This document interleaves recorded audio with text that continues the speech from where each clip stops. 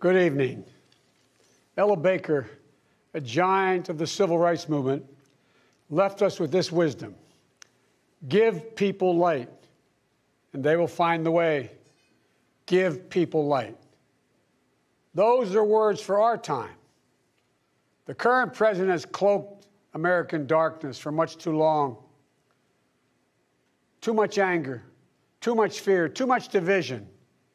Here and now, I give you my word. If you entrust me with the presidency, I will draw on the best of us, not the worst. I will be an ally of the light, not the darkness.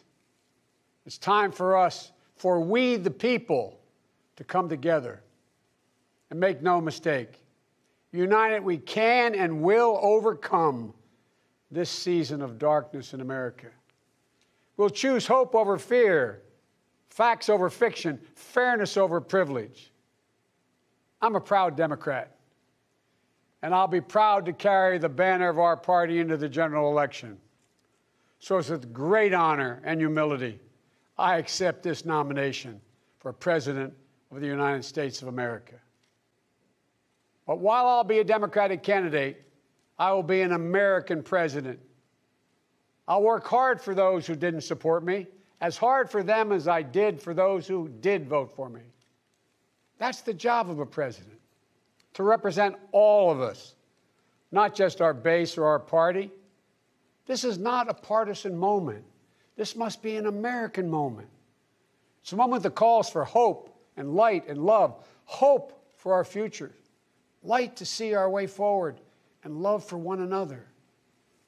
America isn't just a collection of clashing interests of red states or blue states.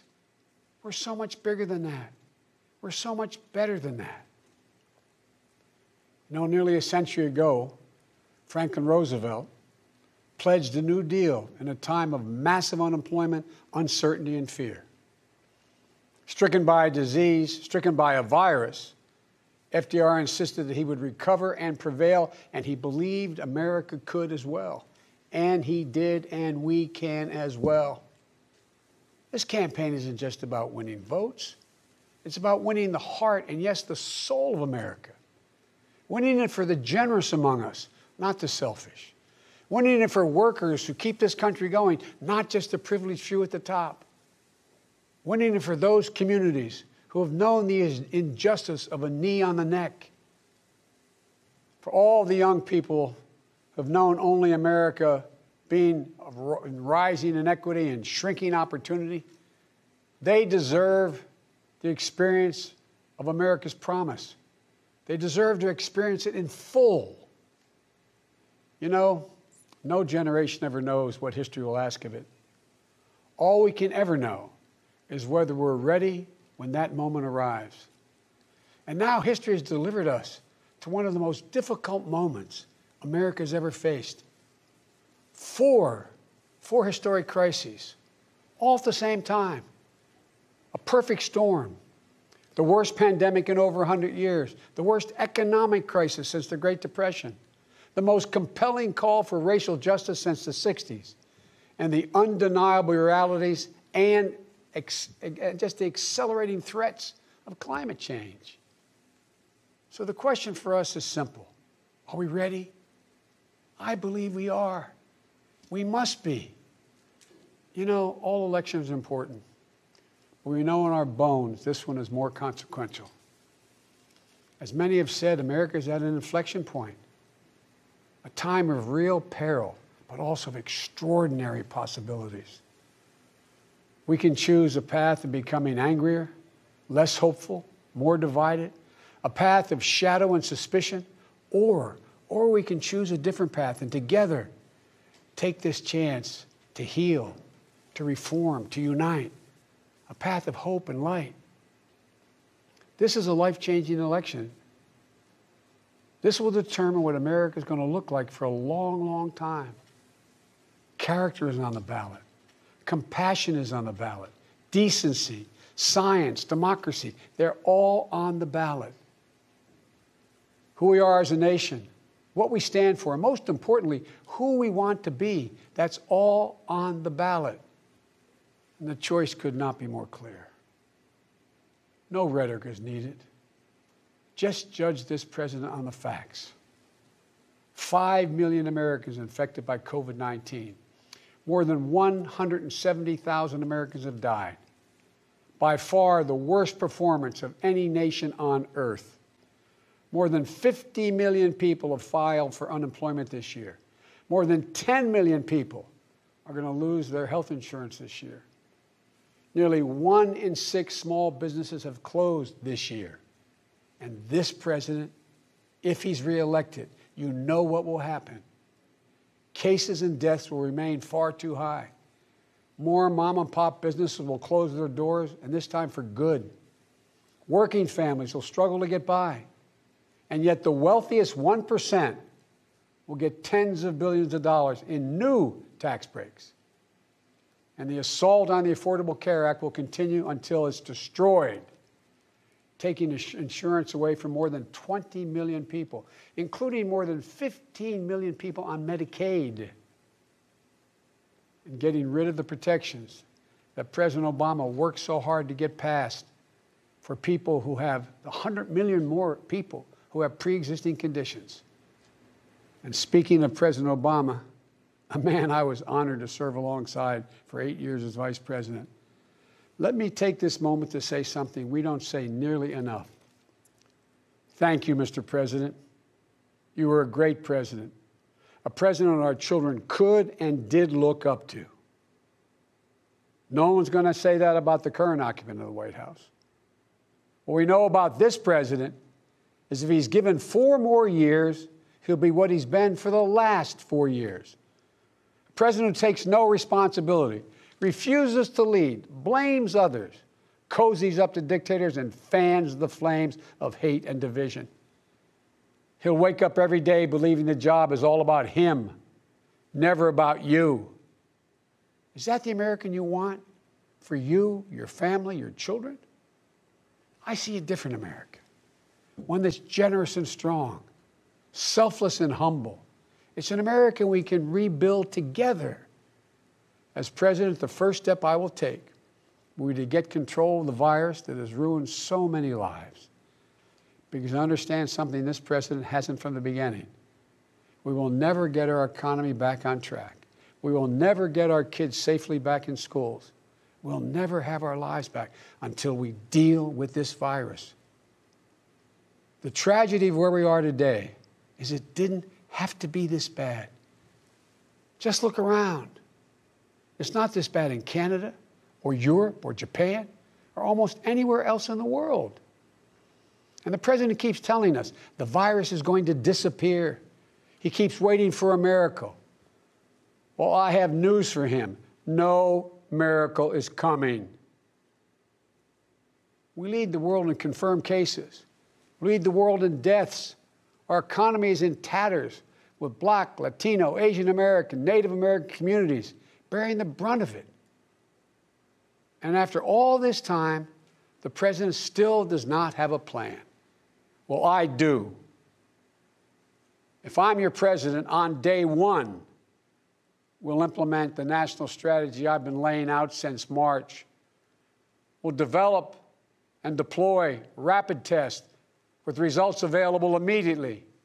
We'll make the medical supplies and protective equipment that our country needs. And we'll make them here in America, so we will never again be at the mercy of China or other foreign countries in order to protect our own people. We'll make sure our schools have the resources they need to be open, safe, and effective. We'll put politics aside. We'll take the muzzle off our experts so the public gets the information they need and deserve. Honest, unvarnished truth. They can handle it. We'll have a national mandate to wear masks, not as a burden, but as a patriotic duty to protect one another. In short, we'll do what we should have done from the very beginning. Our current president has failed in his most basic duty to the nation. He's failed to protect us. He's failed to protect America. And my fellow Americans, that is unforgivable. As president, I'll make you a promise. I'll protect America. I will defend us from every attack, seen and unseen, always, without exception, every time.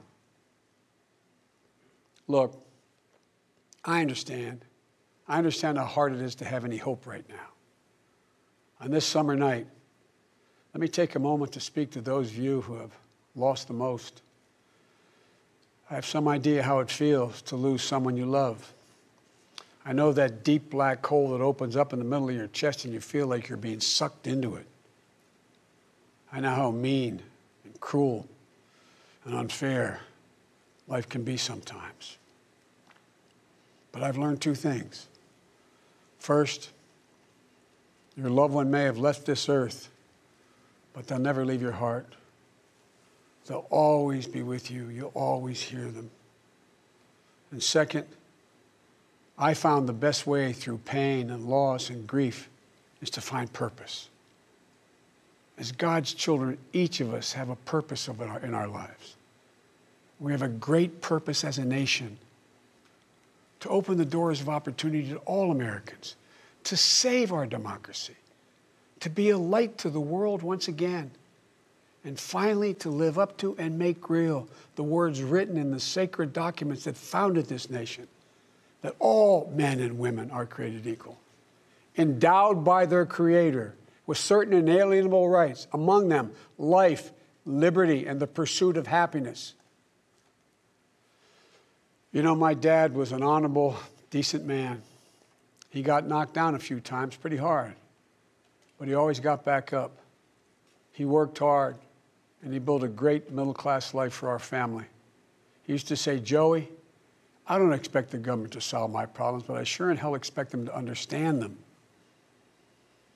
And then he'd say, Joey, a job is about a lot more than a paycheck. It's about your dignity. It's about respect. It's about your place in the community. It's about being able to look your kid in the eye and say, honey, it's going to be okay, and mean it. I've never forgotten those lessons. That's why my economic plan is all about jobs, dignity, respect, and community. Together we can and will rebuild our economy. And when we do, we'll not only build back, we'll build back better. With modern roads, bridges, highways, broadband, ports and airports as a new foundation for economic growth, with pipes that transport clean water to every community, with 5 million new manufacturing and technology jobs, so the future is made in America, with a healthcare system that lowers premiums, deductibles, drug prices, by building on the Affordable Care Act he's trying to rip away, with an education system that trains our people for the best jobs of the 21st century. There's not a single thing American workers can't do. And where cost doesn't prevent young people from going to college and student debt doesn't crush them when they get out. With a child care and elder care system that makes it possible for parents to go to work and for the elderly to stay in their homes with dignity. With an immigration system that powers our economy and reflects our values. And with newly empowered labor unions. They're the ones that built the middle class. With equal pay for women, with rising wages you can raise a child on, a family on. And yes, we're going to do more than praise our essential workers. We're finally going to pay them. Pay them. We can and we will deal with climate change. It's not only a crisis, it's an enormous opportunity. An opportunity for America to lead the world in clean energy and create millions of new, good-paying jobs in the process. And we can pay for these investments by ending loopholes, unnecessary loopholes, and the president's $1.3 trillion tax giveaway to the wealthiest 1% and the biggest, most profitable corporations, some of which do not pay any tax at all. Because we don't need a tax code that rewards wealth more than it rewards work. I'm not looking to punish anyone. Far from it. But it's long past time the wealthiest people and the biggest corporations in this country paid their fair share. And for our seniors, Social Security is a sacred obligation, a sacred promise made. They paid for. The current president is threatening to break that promise. He's proposing to eliminate a tax that pays for almost half the Social Security without any way of making up for that lost revenue, resulting in cuts. I will not let that happen. If I'm your president, we're going to protect Social Security and Medicare. You have my word. One of the most powerful voices we hear in the country today is from our young people. They're speaking to the inequity and injustice that has grown up in America. Economic injustice, racial injustice, environmental injustice. I hear their voices. If you listen, you can hear them too. And whether it's the existential threat posed by climate change, the daily fear of being gunned down in school, or the inability to get started in your first job, it will be the work of the next president to restore the promise of America to everyone. And I'm not going to have to do it alone, because I'll have a great vice president at my side. Senator Kamala Harris, she's a powerful voice for this nation. Her story is the American story. She knows about all the obstacles thrown in the way of so many in our country. Women, black Americans, South Asian Americans, immigrants, the left out and the left behind. But she's overcome every obstacle she's ever faced. No one's been tougher on the big banks and the gun lobby. No one's been tougher in calling out the current administration for its extremism, its failure to follow the law, its failure to simply tell the truth. Kamala and I both draw from our families. That's where we get our strength. For Kamala, it's Doug and their families. For me, it's Jill and ours. I've said many times, no man deserves one great love in his life, let alone two. But I've known two. After losing my first wife in that car accident, Jill came into my life. She put our family back together. She's an educator, a mom, a military mom, and an unstoppable force. If she puts her mind to it, just get out of the way.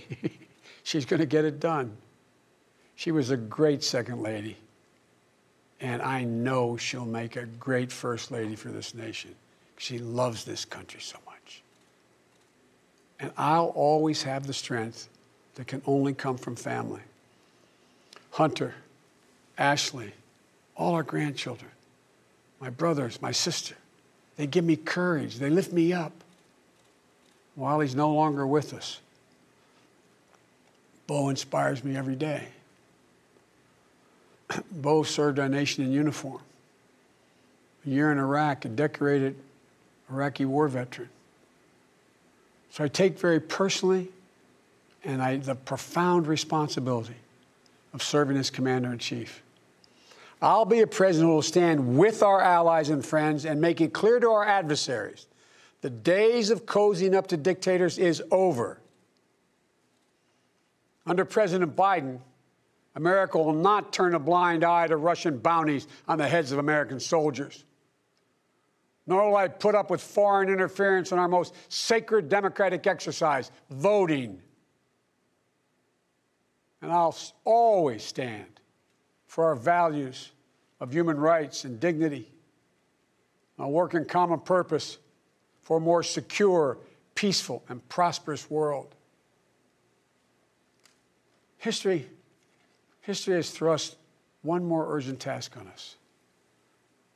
Will we be the generation that finally wipes out the stain of racism from our national character? I believe we're up to it. I believe we're ready. Just a week ago yesterday was the third anniversary of the events in Charlottesville. Close your eyes. Remember what you saw on television. Remember seeing those neo-Nazis and Klansmen and white supremacists coming out of fields with lighted torches, veins bulging, spewing the same anti-Semitic bile heard across Europe in the 30s. Remember the violent clash that ensued between those spreading hate and those with the courage to stand against it. And remember what the president said when asked? He said there were, quote, very fine people on both sides. It was a wake-up call for us as a country, and for me, a call to action. At that moment, I knew I'd have to run, because my father taught us that silence was complicity, and I could never remain silent or complicit. At the time, I said we're in the battle for the soul of this nation, and we are. You know, one of the most important conversations I've had this entire campaign, it was with someone who was much too young to vote. I met with 6-year-old Gianna Floyd the day before her daddy, George Floyd, was laid to rest. She's an incredibly brave little girl. And I'll never forget it. When I leaned down to speak to her, she looked in my eyes and she said, and I quote, "Daddy changed the world. Daddy changed the world." Her words burrowed deep into my heart. Maybe George Floyd's murder was a breaking point. Maybe John Lewis's passing the inspiration. But however it's come to be, however it's happened, America's ready, in John's words, to lay down, quote, the heavy burden of hate at last, and to end the hard work of rooting out our systemic racism. You know, American history tells us that it's been in our darkest moments that we've made our greatest progress, that we found the light. In this dark moment, I believe we're poised to make great progress again, that we can find the light once more. You know, many people have heard me say this, but I've always believed you can define America in one word: possibilities. The defining feature of America: everything is possible. That in America, everyone, and I mean everyone, should be given an opportunity to go as far as their dreams and God-given ability will take them. We can never lose that. In times as challenging as these, I believe there's only one way forward. As a united America, united in our pursuit of a more perfect union, united in our dreams of a better future for us and for our children, united in our determination to make the coming years bright. Are you ready? I believe we are. This is a great nation. We're a good and decent people. For the Lord's sake, this is the United States of America. And there's never been anything we've been able to accomplish when we've done it together. The Irish poet Seamus Heaney once wrote, "History says, don't hope on this side of the grave, but then, once in a lifetime, the longed-for tidal wave of justice can rise up and hope and history rhyme." This is our moment to make hope and history rhyme. With passion and purpose, let us begin, you and I together, one nation, under God, united in our love for America, united in our love for each other. For love is more powerful than hate. Hope is more powerful than fear. And light is more powerful than dark. This is our moment. This is our mission. May history be able to say that the end of this chapter of American darkness began here tonight, as love and hope and light join in the battle for the soul of the nation. And this is a battle we will win, and we'll do it together. I promise you. Thank you, and may God bless you, and may God protect our troops.